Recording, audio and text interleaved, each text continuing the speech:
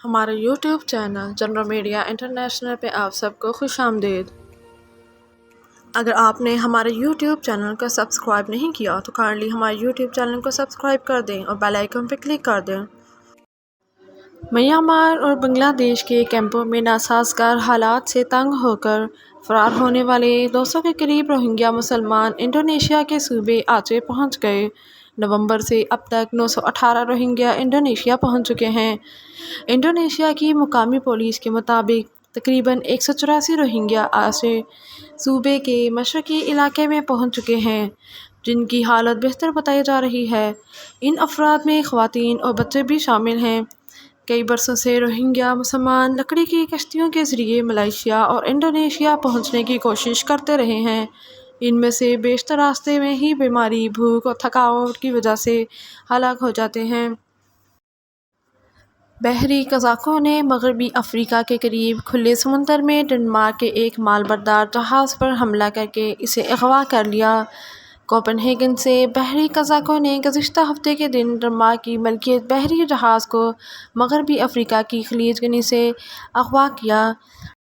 مزید یہ کہ قزاقوں نے ڈینش بحری جہاز پر 16 رکنی عملے کو بھی یرغمال بنا لیا ہے، جبکہ جہاز سے رابطے کے تمام ذرائع بند کر دیے گئے ہیں۔ غیر ملکی خبر ایجنسی کے مطابق پناہ گزینوں کے مرکز میں آگ لگنے سے 35 افراد ہلاک اور متعدد زخمی ہو گئے۔ 100 کے قریب افراد آگ لگنے کے باعث پیدا ہونے والی کاربن مونو آکسائیڈ گیس کے زہریلے دھوئیں سے متاثر ہوئے ہیں۔ زخمیوں کو ہسپتال منتقل کر دیا گیا ہے۔ پناہ گزینوں کے مرکز میں آگ لگنے کی وجہ سامنے نہیں آئی ہے۔ غیر ملکی میڈیا کے مطابق امریکہ میں داخل ہونے والے غیر قانونی طور پر سرحد پار کرنے کی کوشش کرنے کے دوران پکڑے جانے والے افراد کو اس پناہ گزین مرکز میں رکھا جاتا ہے۔ ایلون مسک اکثر ہی آرٹیفیشل انٹیلی جنس کے خطرات کے بارے میں اپنی آواز اٹھاتے نظر آتے ہیں، خاص طور پر اے آئی چیٹ بوٹس کے بعد جیسے کہ chat G P T, Microsoft کا بینگ اور گوگل کا بارڈ۔ یہ وہ ٹیکنالوجیز ہیں جن کے بارے میں ہر کوئی بات کر سکتا ہے۔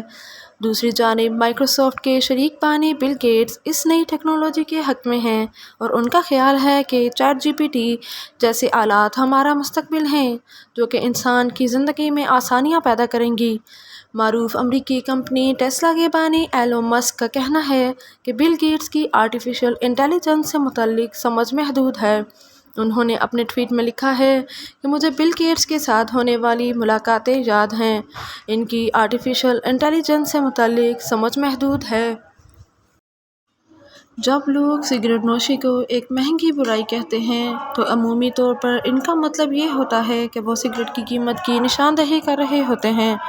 اوساکا جیسے شہروں میں تمباکو نوشی کرنے والوں کو خطرہ ہوتا ہے کہ اگر وہ ملازمت کے دوران سگریٹ نوشی کرتے ہوئے پکڑے جائیں تو ان کی تنخواہوں سے بھاری کٹوتی ہوتی ہے۔ مذکورہ بالا معاملہ ڈائریکٹر کی سطح کے سول سرونٹ کے ساتھ حال ہی میں پیش آیا، جب اسے ملازمت کے 14 برسوں میں ڈیوٹی کے دوران ہزاروں سگریٹ پینے پر تقریباً 11,000 امریکی ڈالرز کے مساوی جرمانے کا سامنا کرنا پڑا ہے۔ اس سرکاری افسر کی عمر 61 برس ہے اور اس نے دوران ملازمت 4500 بار سے زیادہ ملازمت کے دوران سگریٹ نوشی کرتے ہوئے گزارے، جس پر اسے یہ سخت سزا سنائی دی گئی ہے۔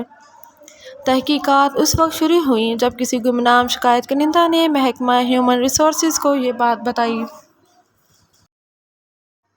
Pakistan Tehreek Insaf P T I کے چیئرمین عمران خان کی سابقہ اہلیہ جمائمہ کے لندن فلیٹ میں چند روز پہلے نامعلوم افراد نے آدھی رات کو ان کے فلیٹ میں داخل ہونے کی کوشش کی۔ سوشل میڈیا پر سی سی ٹی وی سے حاصل تصاویر شیئر کرتے ہوئے جمائمہ نے اپیل کی ہے کہ اگر کوئی ان دو نوجوانوں کو جانتا ہے تو وہ انہیں آگاہ کرے۔ سعودی عرب میں ایک افسوسناک واقعہ پیش آیا جہاں عمرہ زائرین کی بس کے حادثے کے نتیجے میں 20 افراد جاں بحق اور متعدد زخمی ہو گئے۔ متاثرہ بس خمیس مشیط سے مکہ مکرمہ جا رہی تھی۔ بس میں مقامی افراد کے علاوہ زیادہ تر غیر ملکی افراد سوار تھے۔